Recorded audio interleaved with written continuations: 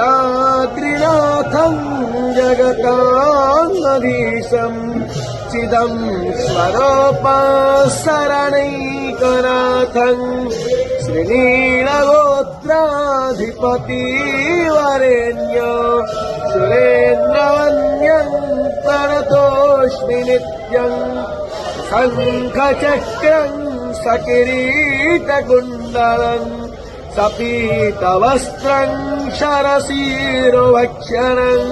सहारवक्षस्थलकौस्तुभास्त्रियं नमामि विष्णु शिरसाश्चतुर्भुजम् ॐ हरेः ॐ नेमाधोमत्पिन्मानः जीवहमस्मै जगामानाय धेहि ईड्यश्च शिवन्यश्च वाज ओणं प्रणवानस्तु वेते दाधातु एता ओमस्